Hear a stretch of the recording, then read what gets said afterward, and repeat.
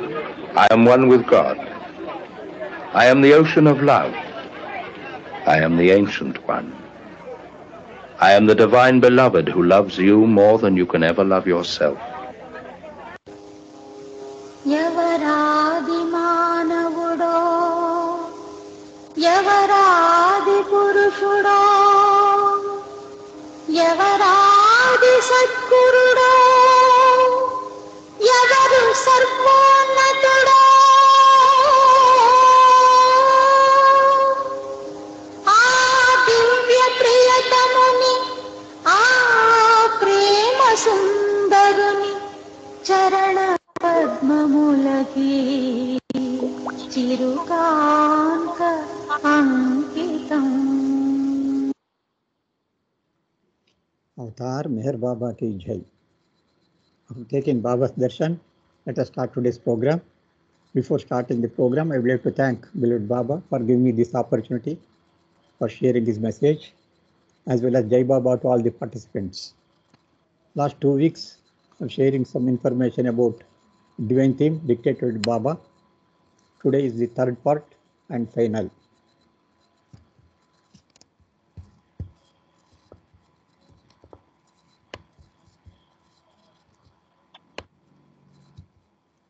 So this is meditation on divine theme. As you are last time I told, 1943 May 14th, Baba called 125 of his close lovers from all over India, and Baba himself explained divine theme for them and made them to meditate on it in his presence. So let us see where he has given that mention. What explanation Baba has given, I would like to share today. Chart number, last week I shared chart number 9. Today there is second chart, that is chart number 10. We'll be sharing. Translation, madam. జై బాబా. మనము గత 3 వారాలుగా meditation on divine theme దీని గురించి మనం తెలుసుకుంటూ ఉన్నాము. ఇది ఈరోజు 3వ భాగం.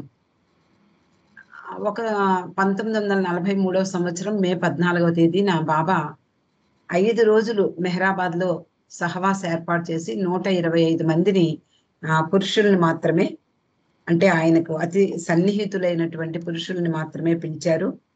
రోజువారీ సమావేశాలు, అలాగే ప్రాథమికంగా ఈ 2 చార్ట్ల మీద దృష్టి కేంద్రీకరించారు.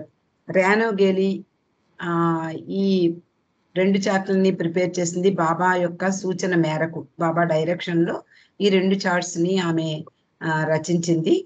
దాన్ని బాబా ఎక్స్ప్లెయిన్ చేశారు చాలా వివరంగా. మే 17వ తేదీన దాన్ని వివరంగా అందరికీ చెప్పడం జరిగింది. ఆ తర్వాత 12 గంటల పాటు ధ్యానం అంటే మెడిటేషన్ చేయమన్నారు మౌనంగా తర్వాత రోజు. This is the chart number 9. This last week I explained, and today this is the chart number 10. Today let us know about chart number 10. గత వారం చార్ట్ నంబర్ 9 9వ చార్ట్ ని గురించి తెలుసుకున్నాము. ఈ రోజు 10వ చార్ట్ గురించి తెలుసుకోబోతున్నాం.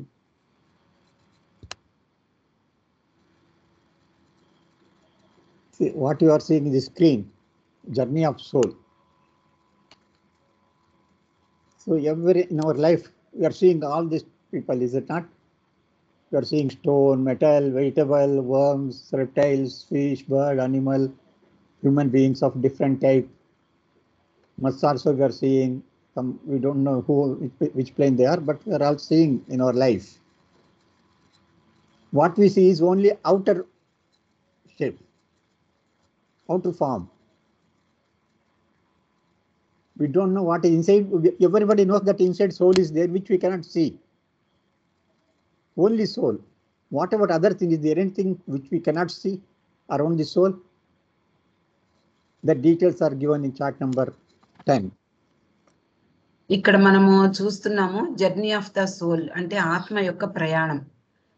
మొదట మనకందరికీ తెలిసి పరిణామ క్రమం గురించి రాయి, తర్వాత లోహము, వృక్షము, క్రిమికీటకాదులు, చేప, పక్షి, జంతువులు, మానవులు. రీఇన్కార్నేషన్ లో అంటే జన్మ పునర్జన్మల్లో మానవులుగా మనం మానవుల్ని చూస్తూ ఉంటాము. వీటన్నిటినీ కూడా ఈ ప్రపంచంలో మనము చూస్తూనే ఉంటాం.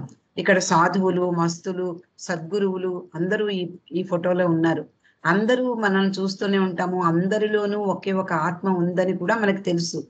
కానీ మిగిలిన విషయాలు మనకి బాబా ఈ చార్ట్ నంబర్ 10 ద్వారా చాలా వివరంగా స్పష్టంగా చెప్పారు.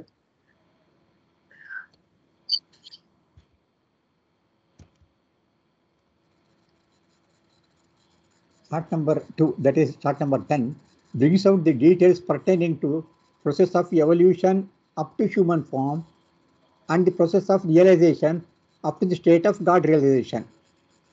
So this chart 10 is made into 3 parts: ABC, evolution, then the human form, then process of God realization. So you can see here ABC part. ఇక్కడ ఈ చార్ట్ ని 3 భాగాలుగా విభజించారు మన సౌకర్యం కోసం. అది మొట్టమొదటిది ఏలో ఈ పరిణామ క్రమం, అంటే మానవ రూపం వచ్చే వరకు పరిణామం ఎలా జరిగింది. అలాగే బిలో మానవ రూపంలో ఉన్నటువంటి ఆ సోల్ కి, అంటే మానవ రూపంలో ఏ విధమైనటువంటి ప్రక్రియలు ఉంటాయి. తర్వాత సిలో ప్రాసెస్ ఆఫ్ రియలైజేషన్, అంటే భగవద్ అనుభవ ప్రక్రియ, అంతర్ముఖ ప్రయాణంలో గురువుగా అంటే భగవంతునిగా మారడం ఇక్కడ సూచిస్తున్నారు. The innermost small circle, which is referred to by S, represents the individual soul. The soul is shown as having increasing number of circles around itself up to the human stage, and it is shown as retaining all these circles later. That means Baba says, if you see all the circles here, center portion you can see on the left side, center portion is center circle is soul. Around it so many circles are there, but only thing, the circles, number of circles goes on increasing. See, stone very less, then gradually it will increase, number of circles goes on increasing, and when it comes to the human form, it is maximum circles are there. Afterwards that circles remaining constant in the evolution state. So Baba has given what is meant by these circles. Baba is explaining further. So you can see, first this is important, center one is soul.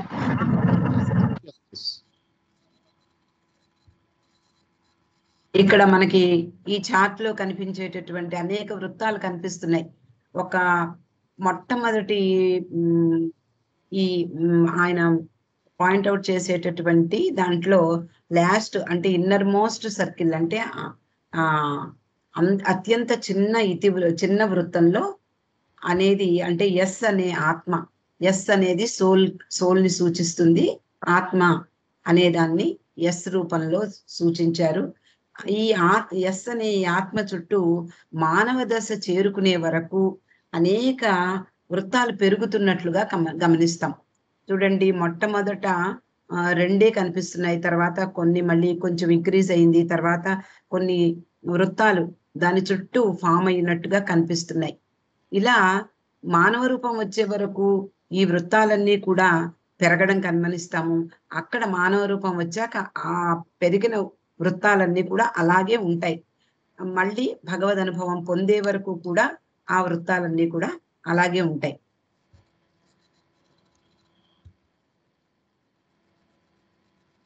So this one I think I don't know where it has come like that. So Baba says the second circle, which is next to the soul, represents consciousness, which goes on increasing up to the human form, but afterwards it remains constant. That means, as I previously told, first one is soul. After that soul, second circle is consciousness. This consciousness goes on increasing from stone to the human being, goes on increasing, and in the human stage consciousness is full. Then the full consciousness remains constant afterwards also.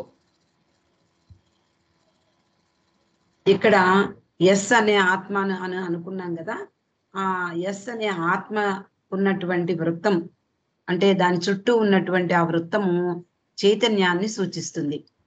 ఇక్కడ consciousness అని రాశారు. చైతన్యాన్ని second circle, second circle, first circle soul, next circle దానికి ఉన్నటువంటి తర్వాత వృత్తం, తర్వాత వలయం ఏదైతే ఉందో అది చైతన్యం. ఈ చైతన్యం మానవ రూపం వచ్చే వరకు పెరుగుతూ ఉంటుంది. మనకందరికీ తెలుసు కదా, రాయి నుండి మానవ రూపం పొందే వరకు ఈ చైతన్యం పెరగడం మనకందరికీ తెలుసు. ఆ విధంగా ఇక్కడ సూచించారనమాట. అంటే ఏ విధంగా మానవ రూపం వచ్చే వరకు చైతన్యం, అలాగే మిగిలినటువంటి వృత్తాల గురించి తర్వాత చెప్తారు. అంటే ఈ భగవద్ అనుభవం కొరకు సరిపడా అంటే కావలసినంత చైతన్యాన్ని మానవ రూపం వచ్చే లోపులో అది సంతరించుకుంటుంది ప్రతి జీవాత్మ కూడా. అలాగే అంతర్ముఖ ప్రయాణంలో కూడా ఆ చైతన్యం అలాగే ఉంటుంది. ఆ చివరకు భగవద్ అనుభవాన్ని పొందుతుంది. You can see how that consciousness is increasing. Baba says, stones and metals slightest, vegetable slight, worm more, fish little more, bird still more, animal partial, human beings full. This is development of consciousness from very slightest to the full. అంటే ఇక్కడ consciousness చైతన్యము అభివృద్ధిని బాబా సూచిస్తున్నారు. Stones, metals లోను చాలా అతి తక్కువైనటువంటి consciousness అంటే చైతన్యం ఉంటుంది. వెజిటబుల్స్ వచ్చేటప్పటికంటే వృక్ష సామ్రాజ్యంలో మరికొంత పెరుగుతుంది, అంటే స్లైట్ గా ఉంటుంది. వామ్స్ అండ్ రెప్టైల్స్ అంటే క్రిమికీటకాదులు, సరీసృపాలు అంటారు, అంటే వెన్నెముక గల అంటే పాకే జంతువులు. వాటిలో ఈ కాన్షియస్నెస్ కొంచెం మరింత పెరుగుతుంది. అలాగే తర్వాత ఫిష్ అంటే చేపల్లో మరింత పెరగడం కనిపిస్తుంది. బర్డ్స్ లో మరింతగా పెరుగుతుంది. యానిమల్స్ లోకి వచ్చేటప్పటికి చైతన్యం పాక్షికంగా అంటే సగానికి సగం పైగా అభివృద్ధి చెందుతుంది. మానవ రూపం వచ్చేటప్పటికి అది చైతన్యం పరిపూర్ణమవుతుంది. అది ఎందుకు పరిపూర్ణమవుతుంది? యాక్చువల్ గా భగవంతుణ్ణి చూడడానికి సరిపడేంత చైతన్యం సంతరించుకుంటుంది మానవ రూపంలో. So this is shown in the figure here. You can see here that green color first in the stone, that consciousness is very small. Then gradually it will, the green color you can see here, green color goes on increasing. You can see here that green color, that circle goes on increasing. Animal, and when it comes to the human form, it is full. That green circle is full in the animal form. That is consciousness is full in the human form. It was very little, very slightest in the stone form. రాతి రూపంలో చైతన్యం ఎంత ఉందో ఒక dot అంటే ఆకుపచ్చ dot తోటి చూపిస్తున్నారు. తర్వాత వృక్షాలకు వచ్చేటప్పుడు కొంచెం ఇంక్రీజ్ అవుతుంది. అలాగే సరీసృపాల దగ్గరికి వచ్చేటప్పటికి మరికొంత చైతన్యం పెరుగుతుంది. చేప రూపంలోకి వచ్చేటప్పటికి చాలా వరకు పెరుగుతుంది. పక్షి రూపంలోకి వచ్చేటప్పటికి మరింతగా పెరుగుతుంది.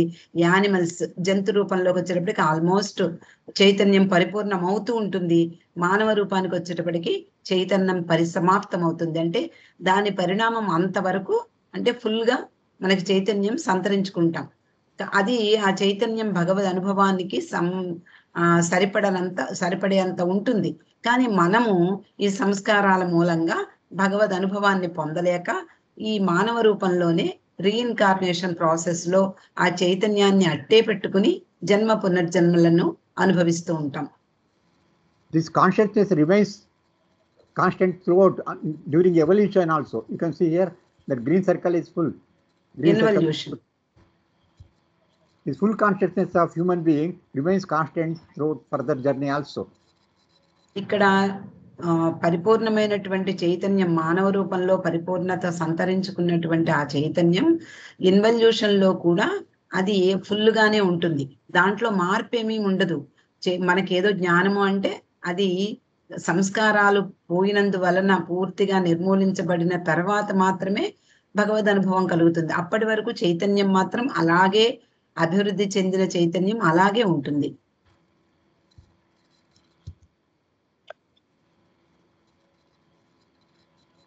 So this is in the evolution, vegetables acquire the most undeveloped instinct, but there is no subtle body. Only subtle body start coming in the worm form. Okay, this is important point. In the vegetable, most undeveloped instinct. Instinct means what? The natural force that cause to behave in a particular way without thinking or learning about it. That means naturally it comes. By birth it will come. That is called instinct.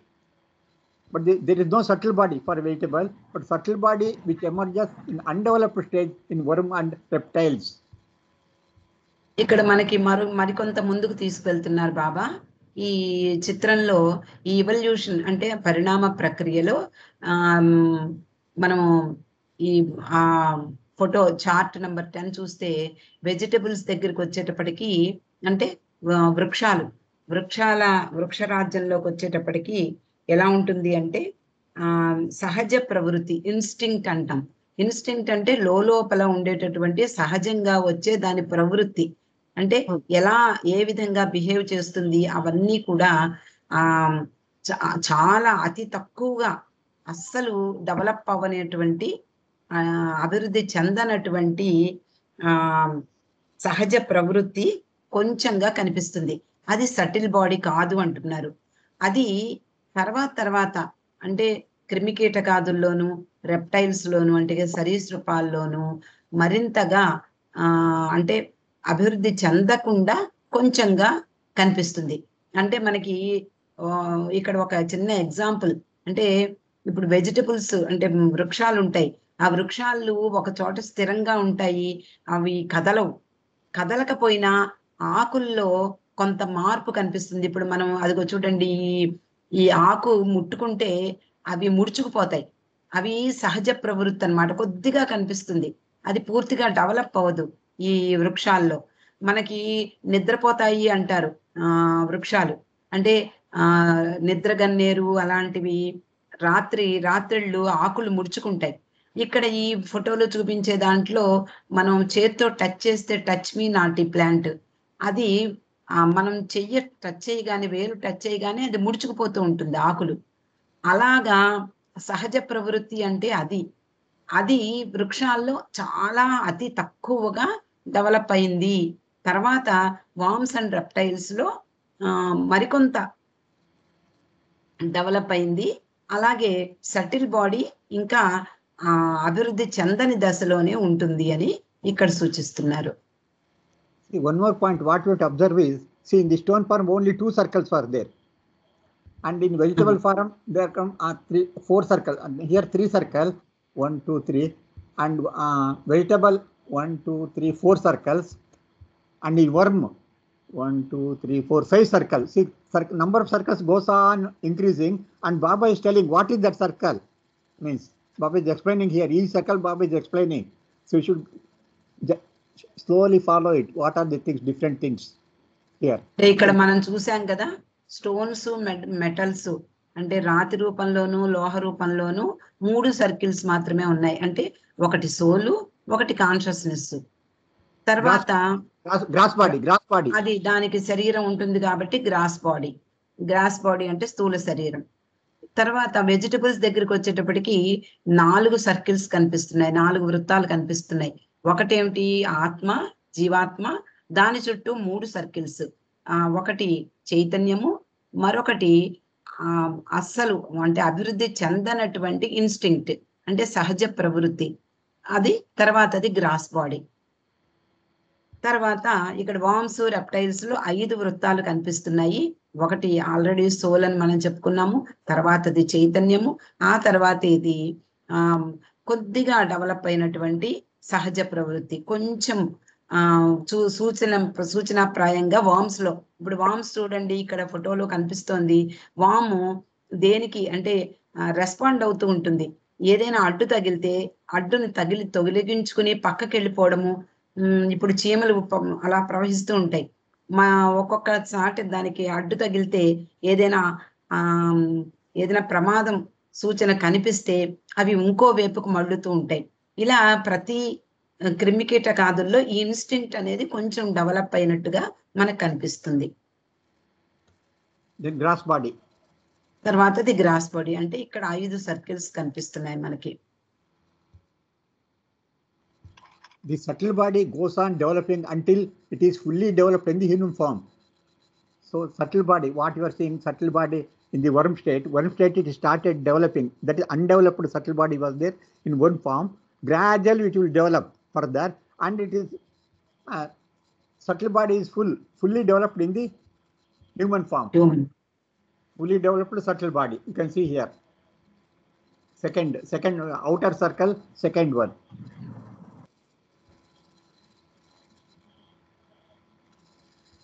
ఇక్కడ subtle body అంటే సూక్ష్మ శరీరం కూడా develop అవ్వడం మొదలు పెడుతుంది. అది human form అంటే మానవ రూపానికి వచ్చేటప్పటికి అది ఫుల్ గా డెవలప్ అయిపోతుంది. అన్ని మానవ రూపం వచ్చేటప్పటికి అన్ని కూడా అవి చైతన్యము, అలాగే సూక్ష్మ శరీరం, మానసిక శరీరం అన్ని ఫుల్ గా అభివృద్ధి చెంది ఉంటాయి మానవ రూపం వచ్చేటప్పటికి. Side by side with the development of subtle body, there is a simultaneous development of instinct. See, another new word has come here. Instinct. That development, there is simultaneous development of instinct. Development of subtle body, and also there will be development of instinct also. ఇందాక మనం చెప్పుకున్నాము instinct అంటే సహజ ప్రవృత్తి చాలా తక్కువ ఉంటుంది వృక్షాల్లో అని. అది కూడా డెవలప్ అవుతూ ఉంటుంది, అభివృద్ధి చెందుతూ ఉంటుంది క్రమక్రమంగా. అంటే ఆ పరిణామ క్రమంలో మానవ రూపం వచ్చే వరకు అన్ని రూపాల్లోనూ ఈ విధంగా డెవలప్ అవుతూ అది రూపం కూడా డెవలప్ అవుతూ మానవ రూపం వస్తుందన్నమాట. Intellect. Now another afterwards the intellect word Baba is using here. Intellect in partial development makes its first appearance at the stage of animals. ఇక్కడ ఇంటెలెక్ట్ అంటే బుద్ధి. Partial development. It is not full, only partial. That is intellect. That's why you can see in the circus how that animal behaves. It will understand little bit whatever the trainer says. That because partial development of intellect is there for them. But mental body appears only at the last stage, represented by the human form. So intellect means the power of the mind to think and learn, the ability to reason or understand. So that is partially there for the animals. It is partial intellect is there. But instinct is fully developed for animals. Instinct is fully developed, but intellect is partial. ఈ జంతు రూపంలో గురించి చెప్తున్నారు. జంతు రూపంలో intellect అంటే బుద్ధి వికాసం అనేది కొంచెం డెవలప్ అవుతుంది. అంటే పార్షియల్ గా, పాక్షికంగా మాత్రమే ఆ అభివృద్ధి కనిపిస్తుంది. అది మొట్టమొదట ఈ జంతు రూపాల్లో, జంతు స్థాయిలో కనిపిస్తుంది.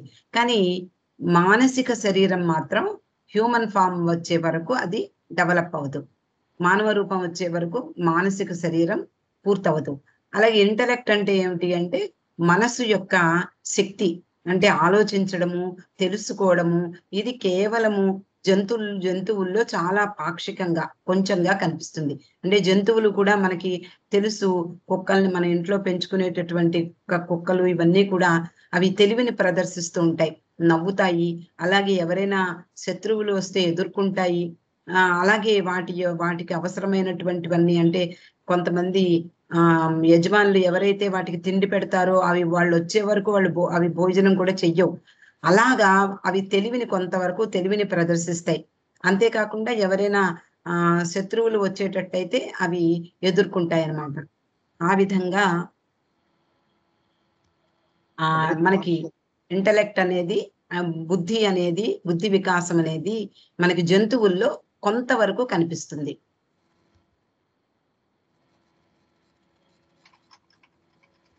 So this is already told. In the human form, the first innermost circle represents the individual soul. Next circle represents full consciousness. This Baba once again repeating it. We should not forget that inner circle is the soul.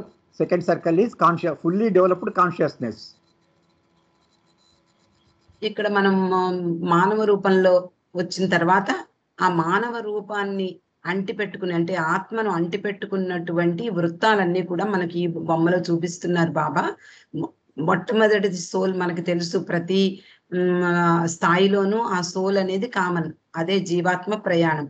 దాని చుట్టూ ఉండేటటువంటి consciousness అంటే చైతన్యం. ఆ చైతన్యం ఆ మానవ రూపానికి వచ్చేటప్పటికి పూర్తి సంపూర్ణమవుతుంది. దాని డెవలప్మెంట్ అనేది పరిపూర్ణమవుతుంది. అది ఆ తర్వాతది మిగిలినవి చెప్తారు ఇప్పుడు. And then the other outer circles in the order which they are written is respectively represent the seat of individuality,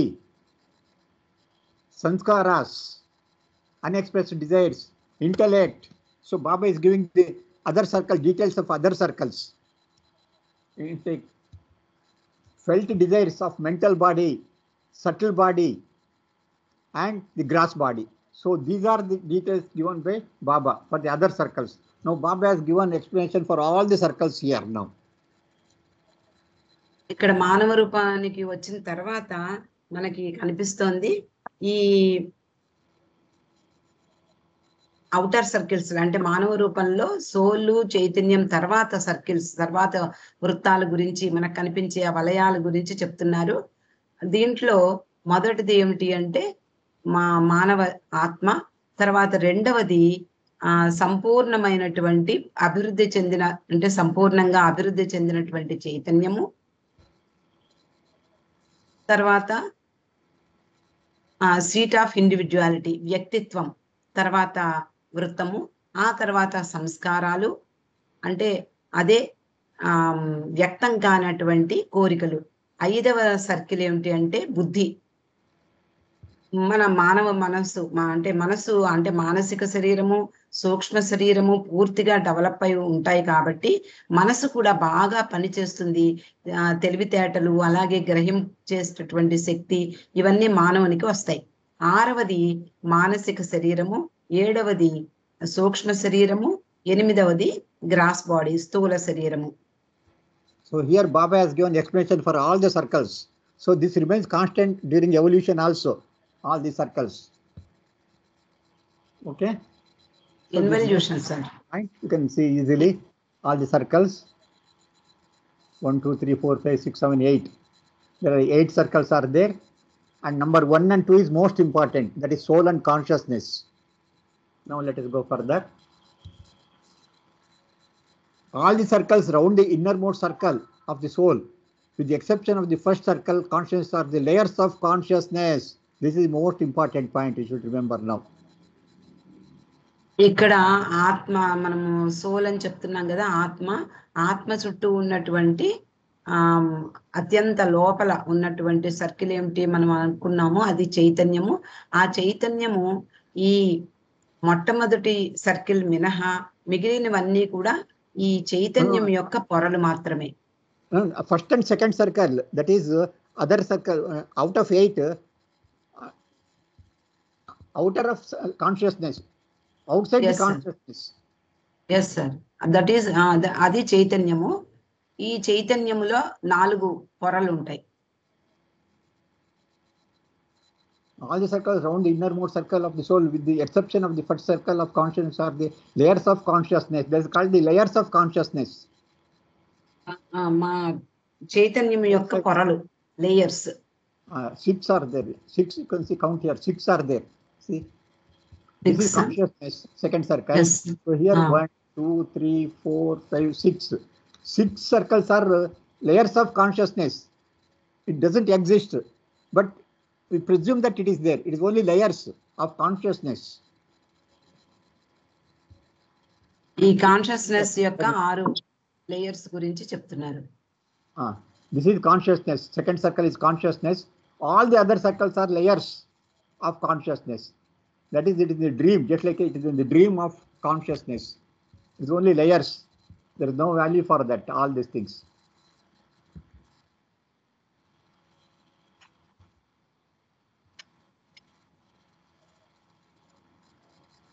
I don't know where this one is come. Let us see. That means you can see here, individual soul full of full consciousness.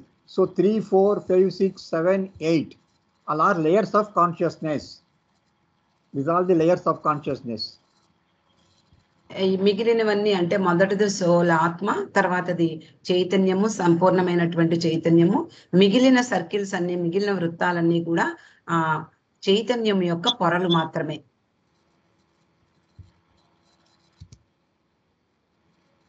Of these 4 functions of the mental body, 2 felt desires and intellects are usually included under mind. Now Baba further gives explanation.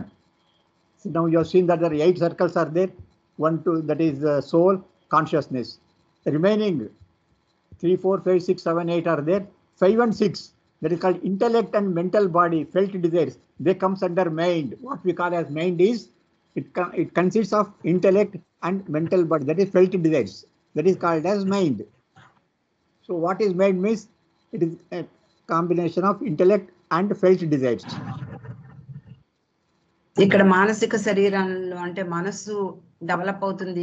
మనకి మన మానవ ఆత్మ చుట్టూ ఉన్నటువంటి చైతన్యం ఎప్పుడైతే పరిపూర్ణమైందో మానసిక శరీరం ఫుల్లీ డెవలప్ అవుతుంది.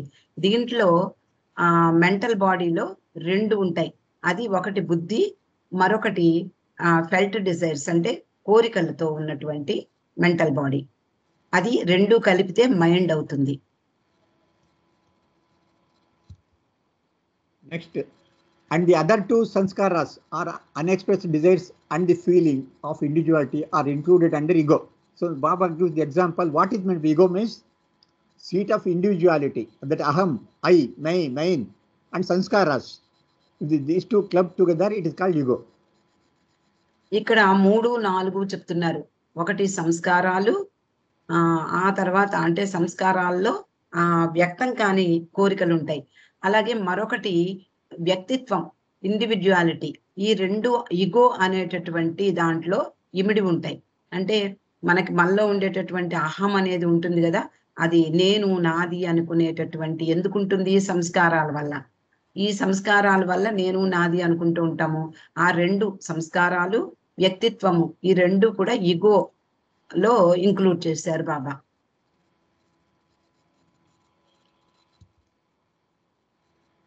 Thus, at the human stage, the soul with its consciousness has 3 bodies. That is 3 bodies means 6, 7, 8. That is 6, 7, 8. Mental body, subtle body, gross body, subtle body, and mental body. That means in the human stage, the soul with its consciousness has 3 bodies, but 6 layers, including the gross layer known as gross body. So that is 3 to 8. That is ఇక్కడ మానవ స్థాయికి వచ్చేటప్పటికి ఆత్మ చుట్టూ ఉండేటటువంటి దాని చైతన్యంతో పాటు 3 శరీరాల్ని కలిగి ఉంటుంది. మనం మొదటి నుంచి గాడ్ స్పీక్స్ మొదట్లోనే బాబా చెప్పడం జరిగింది. స్థూల శరీరము, సూక్ష్మ శరీరము, మానసిక శరీరము. ఈ 3 కూడా బాగా పూర్తిగా డెవలప్ అవుతాయి. అలాగే 6 పొరలు కలిగినటువంటి గ్రాస్ లేయర్ తో కలిపి 6 పొరలుగా ఉంటుంది ఈ చైతన్యం.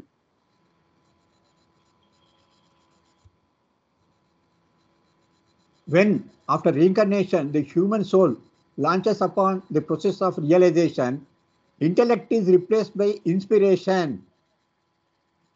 which finds its expression from the first to the 3rd plane. So this is another point we should observe. See, we are all intellectual. Only intellectual we read, and everything we through the mind we decide, is it not? We are all intellectual people here in the grass world. So when the inner journey starts, evolution starts, up to the 3rd plane, the intellect is replaced by inspiration. Inspiration means they get some power. First, Baba has explained in God's speech what type of power they are going to have. In 2nd plane, 3rd plane, some extra power they will be having. So that gives some inspiration for them to go ahead. They know that God is there. So they proceed. That inspiration is there for them to proceed further. So that means there is no intellect. The inspiration will be there. Intellect is only in the grass level. Up to the 1st, 2nd, 3rd plane, that intellect will be replaced by inspiration. మానవ ఆత్మ ఎప్పుడైతే అంటే జన్మ పునర్జన్మలు పూర్తి అయిపోయిన తర్వాత బాబా 84 లక్షల జన్మ పునర్జన్మలు అన్నారు. అవన్నీ పూర్తి చేసుకుని భగవద్ అనుభవ స్థాయికి వెళ్ళడానికై ప్రయత్నం అంటే మొట్టమొదటిసారిగా ప్రారంభించినప్పుడు ఈ ఇంటలెక్ట్ ఇప్పుడు గ్రాస్ వరల్డ్ లో మన గ్రాస్ బాడీతో మనము అనుభవించేది ఏమిటి అంటే బుద్ధినే మనం ఉపయోగించుకుంటాం. మనకున్నటువంటి తెలివితేటలతో నేర్చుకోవడము, తెలుసుకోవడము, గ్రహించడము ఇవన్నీ మన తెలివితేటలతో మనం చేసుకుంటూ ఉంటాం. కానీ ఎప్పుడైతే ఈ జన్మ పునర్జన్మలను పూర్తి చేసుకుని ఎప్పుడైతే ఇన్నర్ అంటే అంతఃపరిణామ ప్రక్రియలో ప్రవేశించినటువంటి మానవ ఆత్మ ఈ అతనిలో ఉన్నటువంటి ఇంటలెక్ట్ ఇన్స్పిరేషన్ ద్వారా, అంటే ప్రేరణ అనేది ఆ ఇంటలెక్ట్ స్థానంలో వచ్చి కూర్చుంటుంది. ప్రేరణతో అతడు ముందుకు ప్రయాణం చేస్తూ ఉంటాడు. భగవంతుడు ఉన్నాడు, భగవంతుడి వైపు మనం ప్రయాణించాలి అంటూ. అందువలన ఈ సటిల్ వరల్డ్ అంటారు కదా, ఈ సటిల్ వరల్డ్ లో 3 భూమికలు ఉంటాయి. ఈ 3 భూమికల్లోనూ బాబా ఏం చెప్పారు అంటే, అనేకమైనటువంటి వాళ్ళకి శక్తి, అంటే శక్తి సామ్రాజ్యం ఇది. ఆ శక్తులు ఈ 3 ప్లేన్లలోనూ వాళ్ళకి, అంటే ఆ సాధకులకు ఉంటాయి, వస్తాయి. అనేక శక్తులు వస్తాయి వాళ్ళకి. అది అదే అప్పుడు బుద్ధి స్థానంలో ప్రేరణ అనేది వచ్చి కూర్చుంటుంది ఈ సాధకుల్లో. అంటే ప్రేరణ ద్వారా భగవంతుడి వైపు ప్రయాణం సాగుతూ ఉంటుంది. And from the 4th to the 6th plane, this inspiration is transferred into illumination. Illumination means spiritual enlightenment from 4th to 6th plane. What up to 3rd plane it is inspiration. Once they cross the 3rd plane, that illumination, that is they get more of God's closeness. Illumination starts. They're going very close to God now. Whereas 4th plane they get infinite power of God. Whereas 5th and 6th plane they can see God. 5th plane also, that is mental world. In the 6th plane they can see God face to face. Though they are not merging God, they can see God. That means illumination is there. Illumination starts from 4th to 6th plane. ఎప్పుడైతే సాధకుడు illumination, that is spiritual enlightenment starts from there. ఎప్పుడైతే సాధకుడు ప్రేరణ ద్వారా భగవంతుని వైపు ప్రయాణం సాగిస్తూ ముందుకు వెడతాడో, 4వ ప్లేన్ మనకందరికీ తెలుసు, చాలా అత్యంత కీలకమైనటువంటి భూమిక అది. తర్వాత మెంటల్ వరల్డ్ లోకి ప్రవేశిస్తాడు మానవుడు. అక్కడ ఆ ఇన్స్పిరేషన్, ఏదైతే ప్రేరణ ఇందాక మనం చెప్పుకున్నది, అది ఇల్యూమినేషన్ గా మారిపోతుంది. అంటే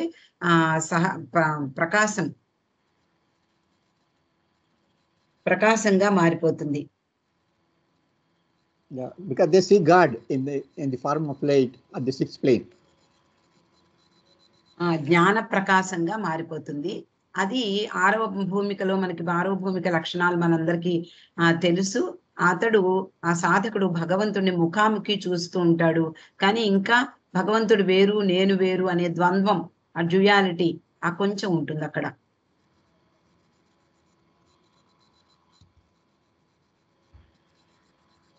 The colored rings or concentric circles represents the soul of a God-realized person with all the vehicles at his disposal. In respect of this diagram, the following points should be carefully noted. So now Baba is explaining about the color circle. I think if you see the chart, where is the chart? See, it's the chart. At the end, you can see here at the bottom, there's a colored circle is there. Now Baba is explaining what is this colored circles. This is God. Actually, it seems to be Sadguru's what Baba is explaining, though he has used the word God realized soul, but the character what description given is for Sadgurus. So, okay, Baba is explaining about these colored circles now. So you can see here, the colored rings or concentric circles represent the soul of a God realized person with all the vehicles at his disposal. In respect of the diagram, following points should be carefully noted. So Baba will explain this colored circle now. ఇక్కడ బాబా ఈ చిట్ట చివర మనం కనిపించేటటువంటి ఆ coloured గా, అంటే రంగురంగుల వృత్తాలు, అలాగే కేంద్రీకృతమైన వలయాలు కనిపిస్తున్నాయి. ఇది భగవద్ అనుభవం పొందిన వ్యక్తి, అంటే ఒక సద్గురువు యొక్క స్థాయిని సూచిస్తూ ఉంటుంది. దీంట్లో ఈ రేఖా చిత్రానికి సంబంధించిన ఈ క్రింది అంశాలను, అంటే విషయాలు జాగ్రత్తగా గమనించాలి అంటున్నారు బాబా. The three outer rings respectively represent the gross body, subtle body and the mental body. So just like in our human being, so that Sadguru, they also have got the 3 bodies: gross body, subtle body and mental body. That outer circles. You can see here, I have written here. You can see here. Gross body is there. Outer circle is gross body. The second is subtle body. Third is mental body. Gross, subtle and mental body. ఈ బయట బాహ్యంగా కనపడేటటువంటి 3 శరీరాలు పూర్తిగా develop అవుతాయి. ఆ develop అయినవి, అంటే మానవ రూపంలో డెవలప్ అయినటువంటి ఆ 3 శరీరాలు ఈ సద్గురువు స్థాయిలో కూడా పూర్తిగా అలాగే ఉంటాయి. మొట్టమొదటిది స్థూల శరీరము, రెండవది సూక్ష్మ శరీరము, మూడవది మానసిక శరీరము. Number second point, in the God realized person, there has emerged a new spiritual body known as the universal body or Mahakaran Sharir, which is the seat of the universal mind. Just as water is contained in a cup, the universal mind may be said to be contained in the universal body. You can see here, that is other point, second point. So that means they have got additional body, that is universal body, which we don't have. Universal body mind. You can see here. ఈ భగవద్ అనుభవం పొందినటువంటి వ్యక్తిలో మనకి ఈ 3 శరీరాలతో పాటు కొత్త శరీరం కూడా యూనివర్సల్ బాడీ అంటారు. ఆ యూనివర్సల్ బాడీ అంటే విశ్వాత్మక శరీరం. అది ఆధ్యాత్మిక శరీరం అని కూడా అనొచ్చు. దాన్ని విశ్వాత్మక శరీరం అంటారు. మహాకారణ శరీరం అంటే యూనివర్సల్ బాడీ. ఇది విశ్వాత్మక మనస్సు యొక్క స్థానం. విశ్వాత్మక మనస్సు యొక్క స్థానం.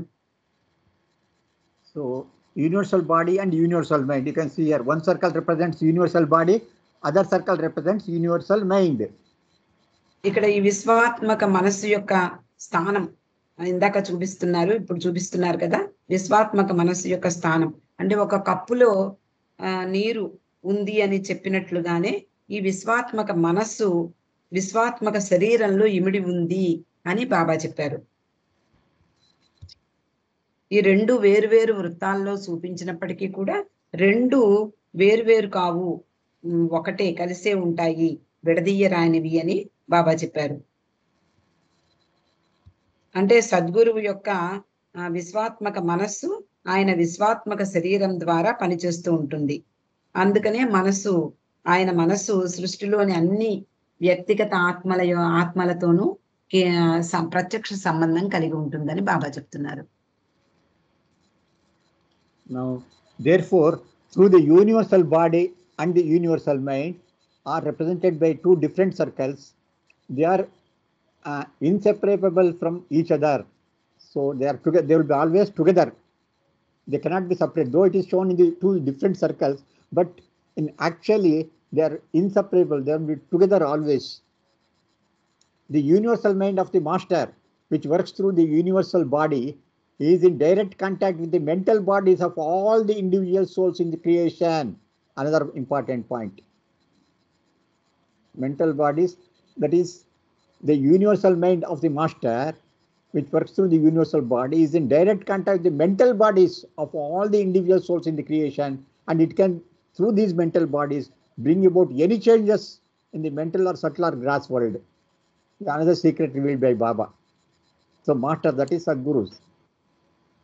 ఇక్కడ it is connected ఏం చెప్తున్నారు అంటే in the creation, all gross world, subtle world, mental world, all souls, mental body is connected to the universal mind of the Sadguru.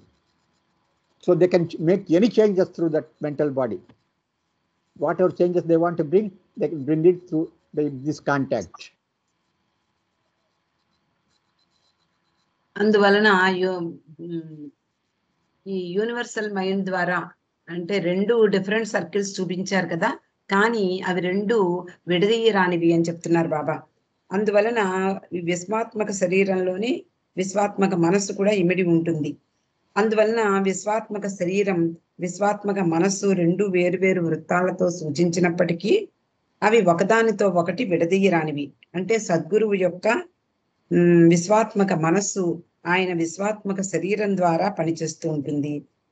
ఆయన మనసు ఈ సృష్టిలోని మొత్తం అన్ని వ్యక్తిగత ఆత్మల యొక్క మనసులతో, మానసిక శరీరాలతో ప్రత్యక్ష సంబంధం కలిగి ఉంటుందని బాబా చెప్తున్నారు.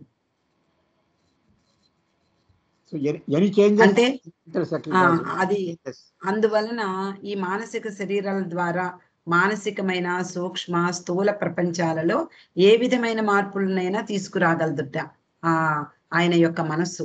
ఆ విశ్వాత్మక మనస్సు ఆ విశ్వాత్మక శరీరంతో పనిచేస్తూ ఈ ప్రపంచంలో ఎన్ని మార్పులైనా ఎలాంటి మార్పులనైనా తీసుకురాగలదు అని చెప్తున్నారు.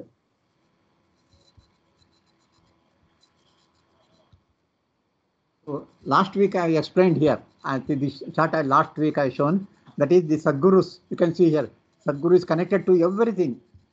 That is evolution from stone to the last animal form and human form, the subtle world people, mental world, God beyond. This one you can see here, Sadgurus.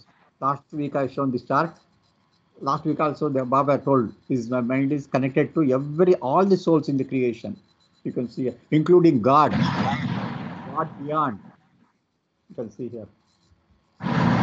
మనం గత వారం చెప్పుకున్నటువంటి ఈ చార్ట్ లో కూడా ఈ సోల్స్ ఆఫ్ మాస్టర్స్ అని అంటే సద్గురువు యొక్క ఆత్మ గురించి అది ప్రతి దానితోటి విశ్వంలో అంటే సృష్టిలో ఈ ఎవల్యూషన్ లో అంటే పరిణామ ప్రక్రియలో ఉన్నటువంటి ఆత్మలతోటి అలాగే మానవులతోటి అంతర్ముఖ ప్రయాణంలో ఉండేటటువంటి ఈ సూక్ష్మ ప్రపంచంలో ఉన్న ఆత్మలతోటి మానసిక ప్రపంచంలో ఉన్న ఆత్మలతోటి అలాగే గాడ్ రియలైజ్డ్ సోల్స్ తోటి గాడ్ బియాండ్ అంటే పరాత్పర పరబ్రహ్మ స్థితిలో ఉన్నటువంటి భగవంతునితోని ఆయన మనస్సు కనెక్ట్ అయి ఉంటుందట. అందువలన ఆయన సద్గురువు అవుతాడు. Though the master has a mental body, just like our human beings, he always works only through his universal mind. Though he has got mental body, he is not using it. He uses only the universal body with the universal mind. అంటే మనకిలాగా అంటే మానవుల్లాగా సాధారణ మానవుల్లో లాగా 3 శరీరాలు మాస్టర్లు అంటే గురువులో ఉన్నప్పటికీ కూడా ఆయన కేవలము విశ్వాత్మక మనస్సుతోనే పనిచేస్తూ ఉంటారు ఎల్లప్పుడూ. In the master soul, the limited ego of the human stage is transmuted into the unlimited ego. That is, the feeling of separateness and narrow individuality is replaced by the realization of unlimited, indivisible, and comprehensive existence. So Baba is comparing between the ego of normal human being and Sadguru. In normal human being, their limitation is there. Separateness is there. We think all are different. I am different, you are different. Whereas Sadguru, it is not like that. For them, all are same. He sees others, he sees him in others also. That is the difference between our ego and Sadguru's ego. Baba is explaining here. ఇక్కడ 3వ point ఏం చెప్తున్నారు అంటే బాబా గురువు యొక్క ఆత్మలో అంటే మానవ దశలోగే అంటే మానవునిలాగే ఆయనలో ఆ పరిమిత అంటే అహం ఉన్నప్పటికీ అది మనలో ఉండేటటువంటి పరిమిత అహం కాదు, అది అపరిమితమైనటువంటి అహంగా మారుతుంది. అలాగే మనలో ఉండేటటువంటి వేర్పాటు భావం, నేను వేరు వాళ్ళు వేరు, నేను వేరు వీళ్ళు వేరు అనేటటువంటి ఆ భావన ఏదైతే ఉందో, అలాగే సంకుచిత వ్యక్తిత్వం, మనలో మనకి సంబంధించినంత వరకే మనం చూసుకుంటూ ఉంటాం, మిగిలిన వాటిని పట్టించుకోం ఎవరు ఎలా పోయినా. అలాంటి సంకుచిత మనస్తత్వం కూడా పోతుంది. వాటి స్థానంలో అపరిమితమైనటువంటి అనుభవము, అలాగే అవిభాజ్యమైనటువంటి నేను అంతా ఒక్కటే అనేటటువంటి ఆ భావన ఆ సద్గురువు యొక్క మన మనసులో ఉంటుంది. సమగ్రమైనటువంటి అస్తిత్వం యొక్క అనుభూతి కూడా వాళ్ళల్లో ఉంటుంది. కాబట్టి నేను మీరు ఒక్కటే అని బాబా you and I not why but one అని చెప్తారు బాబా.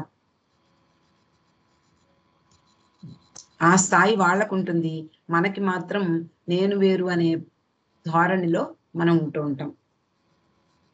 So, number 4th point Baba is telling, the soul of the master is endowed with infinite consciousness. Now here Baba is comparing consciousness of our consciousness and Sadguru's consciousness. Ours is full consciousness, it's okay, full consciousness. But Sadguru's consciousness is also full, but there is a difference is there.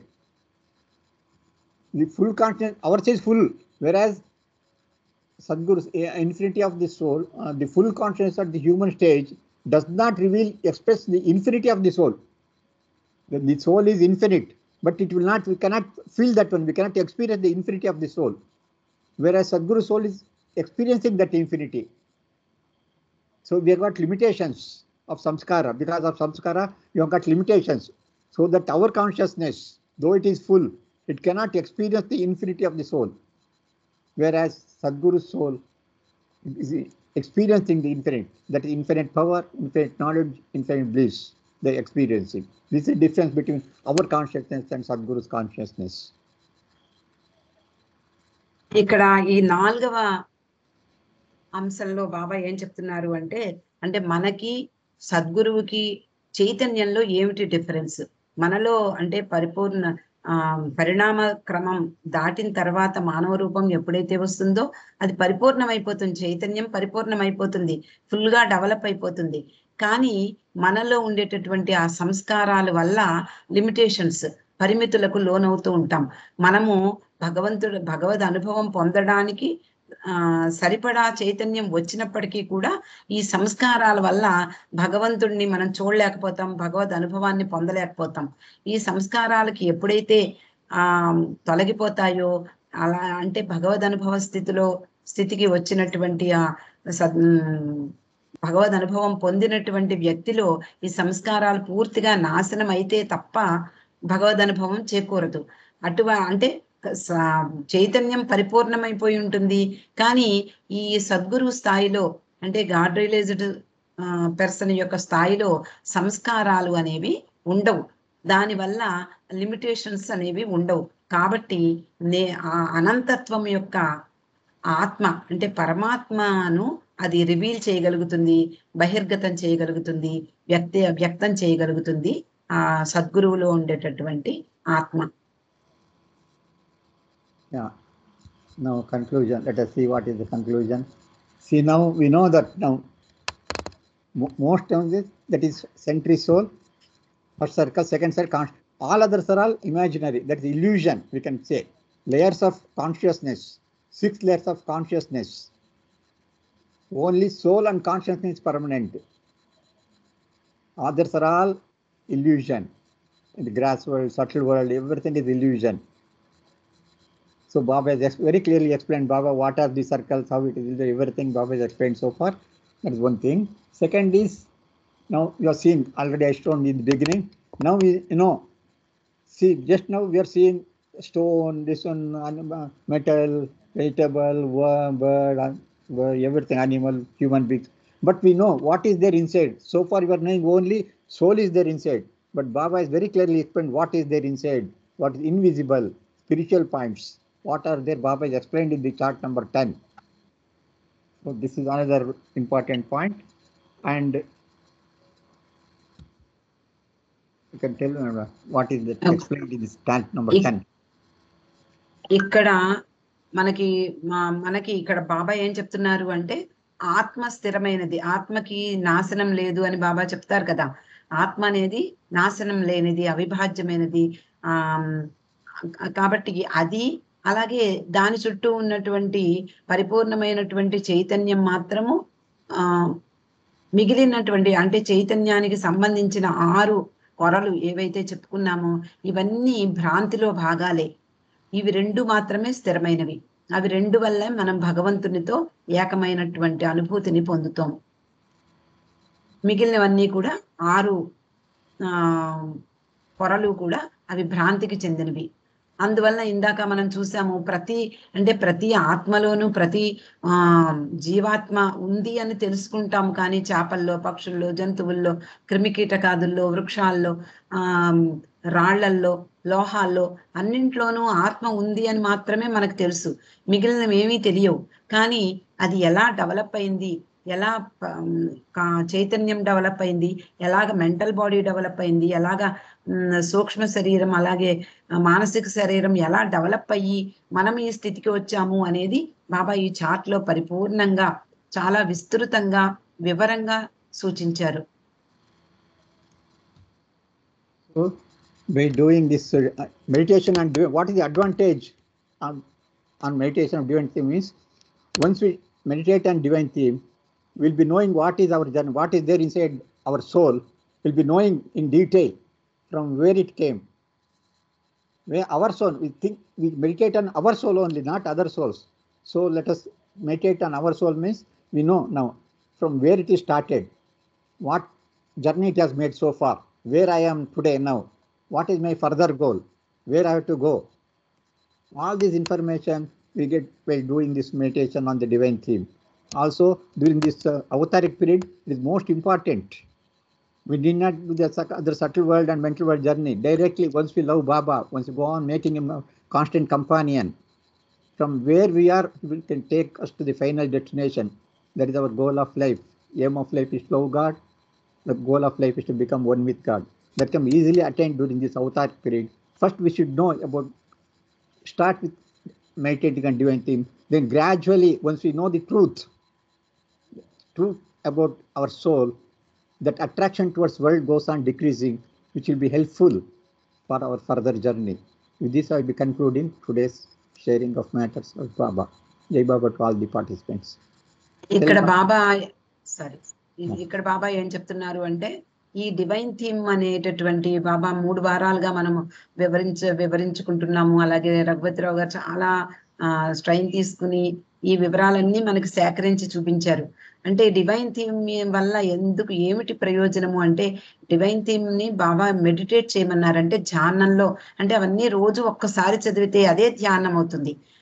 కాబట్టి ఆ ధ్యానం చేయడం వలన మనకి ఏమిటి ప్రయోజనము అంటే, మనం ఎక్కడ ఉన్నాము, ఎక్కడి నుంచి వచ్చాము, ఏ స్థితి నుండి ఏ స్థితికి వచ్చాము, ఈ స్థితిలో అంటే అవతార కాలంలో మనం అంతా ఉన్నాం కాబట్టి, అవతార పురుషుడైన మెహర్ బాబాను మనము విశ్వసిస్తున్నాం కాబట్టి, ఆయన ఇచ్చినటువంటి డివైన్ థీమ్ అనేటటువంటి దివ్య ఇతివృత్తము తెలుగులో, దాన్ని రోజు చదవడం వలన, దాంట్లో ధ్యానం చేయడం వలన, దాని మీద మనసు పెట్టి ధ్యానంలో ఉండడం వలన, అంటే చదవడం వలన మనం ఎక్కడి నుంచి వచ్చాము, ఏ విధంగా మనం పురోగమించాలి, ఏ విధంగా మనము ఇంకా ముందుకు వెళ్ళాలి, అందుకోసం మనం ఏం చెయ్యాలి, అవతార పురుషుడైన మెహర్ బాబా యొక్క కొంగును గట్టిగా పట్టుకోవడం వల్ల మనం మరింతగా ముందుకే ప్రయాణం, అంటే అతి త్వరలో అంటే గమ్యాన్ని చేరుకోవడం. బాబా ఏం చెప్పారు, భగవంతుణ్ణి ప్రేమించడమే లక్ష్యము, భగవంతునితో ఏకమవడమే మన గమ్యము అని చెప్పారు. ఆ గమ్యాన్ని చేరుకోవడానికి అతి త్వరితగతిన మనం చేరుకోగలము అని, అంటే బాబాను అంటిపెట్టుకోవడం వలన, కొంగు గట్టిగా పట్టుకోవడం వలన, ఆయన నామస్మరణ వలన, అలాగే ఆయన చెప్పినటువంటి ఈ ధ్యానం అంటే meditation on this divine theme, దీని వలన మనము అతి త్వరగా భగవంతునిలో చేరుకునేటటువంటి ఆ మహాభాగ్యాన్ని బాబా మనకు అందించారు. దీనితో ఈ 3 వారాలు ఈ డివైన్ థీమ్ గురించిన విషయాలు సమాప్తమయ్యాయి. జై బాబా. Let us take Baba's blessings.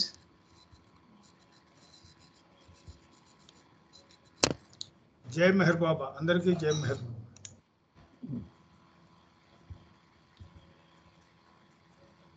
జై బాబా. అందరికీ జై బాబా. Thank you sir.